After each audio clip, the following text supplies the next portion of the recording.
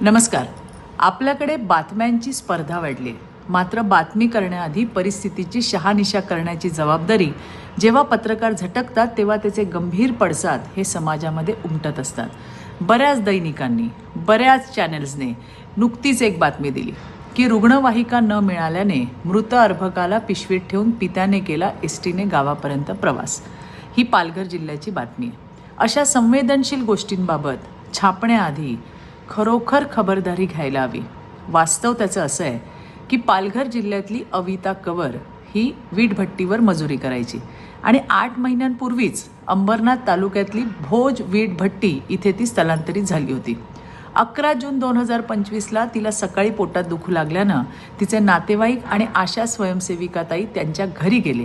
Civil सर्जनकडून मिळालेल्या 108 रुग्णवाहिका सेवेच्या कॉल रेकॉर्डिंगनुसार 11 जूनला सकाळी 11:30 वाजता त्यांना रुग्णवाहिकेबाबत फोन आला होता.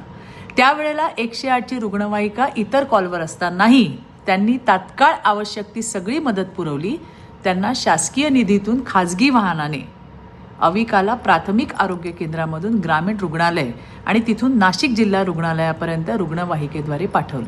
त्यावेळेला आरोग्य कर्मचारी हे सुद्धा रुग्णासोबत म्हणजे अविकासोबत त्या वाहनामध्ये होते.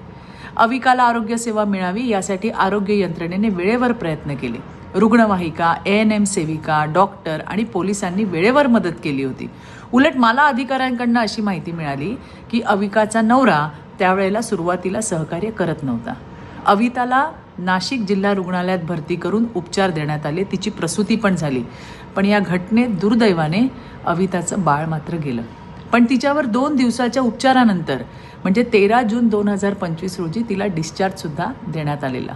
यावेळी अविताला रुग्णवाहिकेने त्यांचं मूळ गावी सोडण्यासंदर्भात जिल्हा रुग्णालयातून विचारणा केली. मात्र त्यावेळेला आम्ही आमचे खाजगी वाहनाने जाऊ असं रुग्ण आणि तिच्या नातेवाईकांनी कळवलं. एकंदरीत झालेली घटना पाहता अविताचं बाळ गेलं हे खरंच दुर्दैवी बाब आहे. या प्रकरणात अविताच्या सेवेसाठी आरोग्य कर्मचारी, डॉक्टर सेविका, वैद्यकीय अधिकारी, पोलीस सगळेच जण रात्रंदिवस प्रयत्न करत होते. मात्र एकतर्फी बातमीमुळे या सगळ्या यंत्रणांचा अपमान झाला. बातम्या या कायम सत्यावर आधारित असल्या पाहिजे. समाजाला फोडण्यासाठी नाही, जोडण्यासाठी माध्यमांनी काम करावं ही त्यांना मला कळकळीची विनंती करायची आहे. शिवाय या घटनेच्या संदर्भात अधिक माहिती, तपशीलवार माहिती हवी असेल तर पालघर जिल्ह्याच्या आरोग्य अधिकाऱ्यांना फोन करावा, त्यांच्याकडनं माहिती घ्या. त्यांनी कालच या संदर्भामध्ये संपूर्ण स्पष्टीकरण दिलं असताना सुद्धा आज ज्या माध्यमात चुकीच्या बातम्या लागल्या त्याच्याने मनापासून दुःख होत आहे. यापुढे कधीही बातमी देताना या संवेदनशील मुद्द्यांवरती त्याची पूर्ण शहानिशा करूनच आपण द्यावी ही नम्रतेची विनंती. धन्यवाद. जय हिंद, जय महाराष्ट्र.